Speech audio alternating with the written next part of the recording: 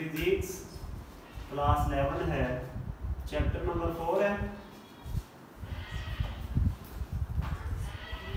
हम जी बात कर रहे थे वर्क की, एनर्जी की।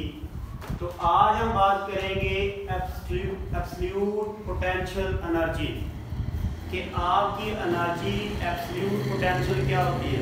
दरवाजा बंद कर दे भाई। फिजिक्स क्लास 11 चैप्टर नंबर 4 आप जो है वो एनर्जी के बारे में बात कर रहे थे कि वर्क क्या होता है, एनर्जी क्या होता है। तो आज हमारा टॉपिक है एब्सोल्यूट पोटेंशियल एनर्जी। ऐसी पोटेंशियल एनर्जी जो कि किसी फोर्स के खिलाफ, मतलब हम ग्रेविटी की बात करेंगे तो एब्सोल्यूट पोटेंशियल कहेंगे। हम ग्रेविटी की फोर्स को खत्म करने के लिए हम चीज को ऊपर से ऊपर लेकर जाते हैं और ऐसे मुकाम पर ले जाते हैं जहां पे हमारे पास ग्रेविटी हो जाती है जीरो। ग्रेविटी से ये जिस्म जो है आज़ाद हो जाता है। उस फोर्स को जितनी हम फोर्स लगी उस फोर्स को खत्म करने के लिए ग्रेविटी की फोर्स को उसको कहते हैं absolute potential energy. The work on a body under force of gravity eight infinite position where force of gravity is zero is called as absolute potential energy। अब जी आपने कंसीडर करना है कि हमारे पास एक बॉडी थी जिसको हम लेकर गए यहां से यहां तक, और ये पॉइंट जो एन पॉइंट है वो पॉइंट ऐसा पॉइंट है जहां पे ग्रेविटी की फोर्स जीरो है। तो हमें उसके दौरान हमने चेक करना है कि उसके दौरान हमें उसको कितनी पोटेंशियल देनी पड़ेगी। अब उस पोटेंशियल को हम कहेंगे एब्सोल्यूट पोटेंशियल एनर्जी। तो जब हम ये निकालेंगे तो सबसे पहले हमें ये पता करना पड़ेगा कि हमारे पास इस जगह से इस जगह पे ले जाने के लिए जो हमारे पास ग्रेविटी की फोर्स है वो कितनी लगेगी हमारे ऑब्जेक्ट पे। तो उसको निकालने के लिए हम लेट करते हैं कि a body is moving upward from surface of जो है हमारे पास अर्थ पे ग्रेविटी है ना, and reach at a point and where force of gravity is zero. कि हमने एक ऑब्जेक्ट को मूव करना शुरू कर दिया मैक्सिमम ग्रेविटी से जो हमारे पास जीरो ग्रेविटी तक, ठीक है। Then it required potential energy, और वो एनर्जी क्या है, एब्सोल्यूट पोटेंशियल एनर्जी। तो हमारे पास असल में पोटेंशियल एनर्जी की हमने mgh पढ़ा है पहले, कि हम जब देख रहे थे कि हर पॉइंट पे जाने के लिए हमें mgh चाहिए होता है। तो हमें ये निकालनी है, लेकिन इस केस में मसला ये आएगा कि आप यहाँ से यहाँ तक जाएंगे तो ग्रेविटी की फोर्स जो है वो क्या होगी, वेरी करेगी। यहाँ से यहाँ पॉइंट तक और उसकी वैल्यू होगी, यहाँ पे यहाँ, और फिर आस्ते आस्ते कम होते होते एंड पे जीरो हो जाए। बात समझ आई। तो हर पॉइंट पे हमें सामना करना पड़ रहा है अलग-अलग फोर्स का, किसकी, ग्रेविटेशनल फोर्स का। तो अब उसको निकालने के लिए हम पूरे पाथ को, मैं फर्क कर लेता हूँ, ये हमारे पास पाथ आर है, मैं पूरे पाथ को छोटे छोटे बराबर हिस्सों में तकसीम कर लेता हूं, जहां पे यहां भी ग्रेविटी कांस्टेंट है, यहां भी ग्रेविटी की फोर्स कांस्टेंट है। तो हर पॉइंट पे मैं ऐसे करता हूं कि हर पॉइंट पे कांस्टेंट वैल्यू आती है ग्रेविटी। तो अब हमारे पास इसका लगाएंगे, फर्ज करो कि ये हमारे पास पहला पॉइंट है, दूसरा, तीसरा, चौथा, पांचवा और एन वाला, ये एन पॉइंट क्या है, एन। उससे पिछला कौन सा होगा, फिर n-1, उससे पिछला n-2, उससे पिछला n-3, और ये हमें एंड तक आ जाता है 1 तक। अब मैं पहले दो पे निकालता हूं, तो इसका मतलब अगर पहले दो पे निकालूंगा तो दूसरे पे वही होगी, तीसरे पे भी, चौथे पे भी, पांचवे पे, और एंड तक वही होगी। बात समझ आई है। तो इसका मतलब मुझे निकालनी पड़ेगी पहले पे सिर्फ। तो पहले के निकालने के लिए मैं क्या करता हूं, ये फर्ज करो हमारे पास R1 है, ये R2 है, और दोनों का अगर हम निकालना चाहते हैं डिफरेंस तो क्या होगा, delta R is equal to R2 minus R1।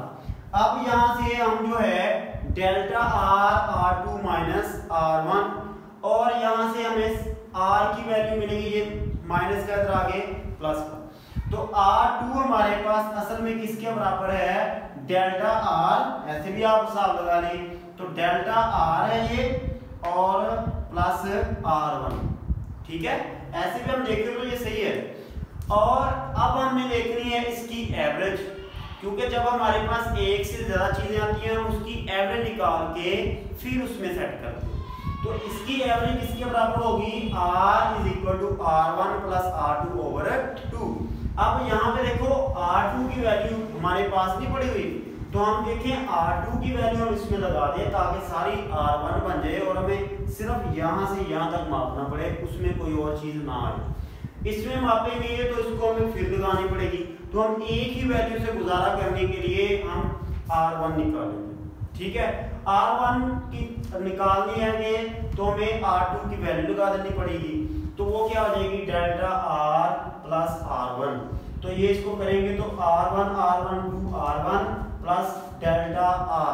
जब इसको लहदा देखिए बटन में दोनों का है, तो लहदा किया तो 2r1 over 2 plus delta r over 2, 2 से 2 कैंसिल, दैट इज हमारे पास जो एवरेज r है वो है r1 plus delta r over 2। अब देखो, अब जहां से जहां तक जाते हुए एक ग्रेविटी ने मसलसल आपको परेशान किया, आपकी पोटेंशियल एनर्जी उसके खत्म करने में लगी रही।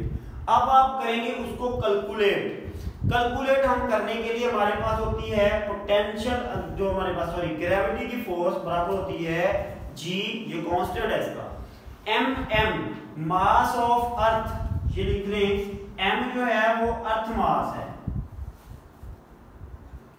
और छोटा m जो है वो ऑब्जेक्ट मास है। बात समझ आई, अर्थ का जो m हमने इसलिए रखा कि बहुत बड़ा है लेकिन उसकी ऑब्जेक्ट छोटा है, तो अर्थ का जो मास है और ये इसके हासिल ज़रब बटा r स्क्वायर और साथ में कांस्टेंट, ठीक है, ग्रेविटी। अब ये देखो r स्क्वायर की जगह पे ये आप लगा सकते हैं क्योंकि आपने ये कैलकुलेट किया होगा, वो r स्क्वायर पता नहीं कहाँ पे है, तो मैं यहाँ पे लगा देता हूँ ताकि मुझे यहाँ से यहाँ तक की ग्रेविटी का पता चले, ठीक है। तो मैं क्या करता हूँ, Fg is equal to g m over r1 plus delta r over 2, delta r over 2 लगाया और इसका साथ में स्क्वायर है, स्क्वायर बोले a का स्क्वायर जमा b का स्क्वायर किसके बराबर होता है, a का स्क्वायर प्लस b का स्क्वायर बराबर होता है a जमा b का स्क्वायर, सॉरी ये बराबर होता है a स्क्वायर जमा b स्क्वायर प्लस 2ab। तो इसी तरह मैंने पहले का स्क्वायर जमा दूसरे का स्क्वायर जमा 2a और b, ठीक है। तो ये 2 से 2 कट गया तो क्या आ गया हमारे पास, आ गया r1 स्क्वायर प्लस, अब देखो डेल्टा r, देखिए हमने पहले इतने छोटे छोटे किए हुए तो उनका डिफरेंस तो और छोटा हो जाएगा। बात समझ आई, तो पहले हमारे पास छोटे छोटे हैं, ये 2 पॉइंट इतने छोटे हैं, छोटे छोटे, अब इसका डिफरेंस करेंगे तो आपको वो तो नजर ही नहीं आएगा, वो तो ऐसे होगा। बात समझ आई, वो तो इतना छोटा होगा कि आपको नजर ही नहीं आएगा। तो इसका मतलब इसकी वैल्यू इतनी छोटी हो जाएगी कि आप उसको खत्म ही कर देंगे, ठीक है। तो हमने यहाँ से इसकी जो है वो जान छुड़वानी से खत्म कर दी क्योंकि इसका इतना फर्क नहीं डालेंगे हमारी कैलकुलेशन में। तो ये क्या आ गया, r1 plus delta r over r2, किधर गया ये, सॉरी ये 2 से 2 कट गया था तो r1 और डेल्टा, सही है जी, और नीचे क्या r स्क्वायर 1 स्क्वायर हो। अब अगेन बात करते हैं, डेल्टा r की वैल्यू आपके पास ये दी हुई है, डेल्टा r तो आपके पास है नहीं, आपके पास सिर्फ r1 है, ठीक है, जो आपने जो एक पॉइंट पे आपने माप लिया, बार बार सारे पॉइंट को नहीं मापेंगे, n पॉइंट है, पता नहीं कितने पॉइंट हैं, तो कितने मापेंगे, सिर्फ हमने एक से गुजारा करना, तो हम डेल्टा r की जगह पे इसकी वैल्यू लगा देंगे, तो आ जाएगा जी हमारे पास r1 square plus r1 r2 minus r1 r1, ये r1 स्क्वायर हो जाएगा और ये स्क्वायर से कट गया, तो हमारे पास आ गए 2, एक r1 एक r2, ठीक है। तो अब हमारे पास जो फाइनल है Fg1, ये नंबर ये मैं इधर लिख देता हूँ, इधर लिख देता हूँ, चलो जी,